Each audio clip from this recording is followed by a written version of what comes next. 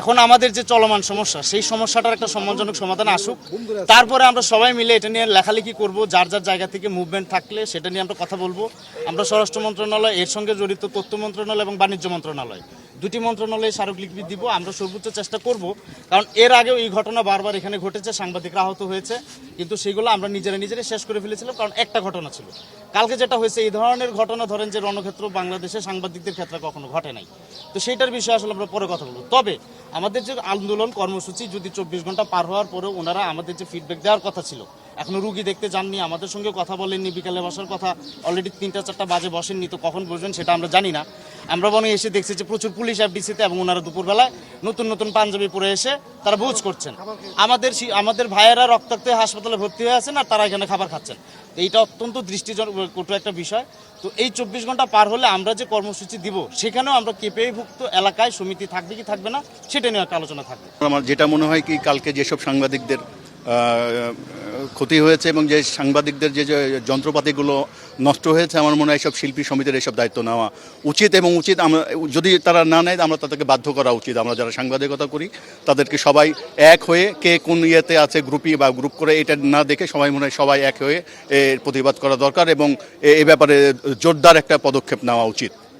বেশি কথা না, আমার ভাইয়ের রক্ত ঝরেছে, সুতরাং আমরা এর বিচার চাই। আমাদের নেতারা যে ডিসিশন দিয়ে যাবে, আমরা সেটা অক্ষর অক্ষরে পালন করব। আমরা এই বিচার চাই, যেভাবে কালকে এই ব্যাখ্যাজনক ঘটনা হয়েছে, ইতিহাসে বিরল। আমরা এই বিচার চাই, এর বাইরে আর কোনো কথা নাই, কোনো ক্ষমা নাই। যারা দালালি করবেন তাদের রক্ষা নাই, আমরা বিচার চাই। আমরা 24 ঘন্টার মধ্যে, ওনারা বলেছিলেন 15 দিন সময়, আমরা বলেছি 24 ঘন্টার মধ্যে এটির উত্তর দিতে হবে। আজকে এখানে যারা সাংবাদিক রয়েছে, কোন চলচ্চিত্র সাংবাদিক সমিতির মেম্বার না, শুধু যারা মেম্বার না তারাও আমাদের সাংবাদিক নেতৃবৃন্দ, সাংবাদিক ভাই বোন, তাদের প্রতি, তাদের পক্ষ থেকে আমি নিন্দা, এবং আমি মনে করি তাদের যথেষ্ট শাস্তি হওয়া উচিত। যারা শিল্পীরা আমাদের সাংবাদিকদের আমাদের করেছে, হামলা করেছে।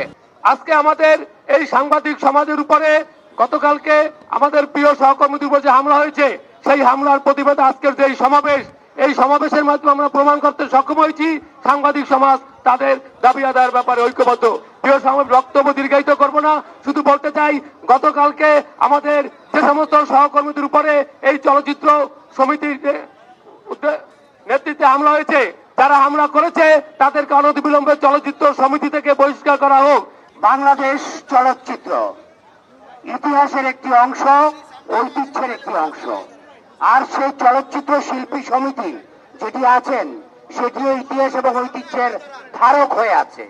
কিন্তু গতকাল যে ঘটনাটি বাংলাদেশ চলচ্চিত্র শিল্পী সমিতি ঘটিয়েছে, বা শিল্পী সমিতির কতিপয় সদস্য ঘটিয়েছে, সেটি অত্যন্ত ন্যাক্কারজনক এবং অত্যন্ত ঘৃণ্য। আমরা আজকের এই আয়োজনের শুরুতেই আমি আমার বক্তব্যের মাধ্যমে বাংলাদেশ চলচ্চিত্র শিল্পী সমিতির ওই সদস্য সহ চলচ্চিত্র শিল্পী সমিতির এই ঘটনার জন্য ঢাকা সাংবাদিক ইউনিয়নের পক্ষ থেকে আনুষ্ঠানিকভাবে নিন্দা জ্ঞাপন করছি। আমার প্রতিশোধ নিশ্চয়ই গুন্ডাদের মতো হবে না, আমার প্রতিশোধ নিশ্চয়ই সন্ত্রাসীদের মতো হবে না। আমাদের প্রতিশোধ এটি হবে, যেটি হলো আমরা মায়ের বদলে মায়ের দিতে চাই, সে মায়ের হবে আইনের মায়ের। আমি আপনাদের প্রতি আহ্বান জানাই, যারা হামলার শিকার হয়েছেন তারা যদি মামলা করতে চান, তাদের সকল প্রকার আইনি সহায়তা বাংলাদেশ ফেডারেল সাংবাদিক ইউনিয়নের পক্ষ থেকে দেওয়া হবে। বিচারের মুখোমুখি করতে হবে সন্ত্রাসীদের, গুন্ডাদের কোনো মাপ নাই।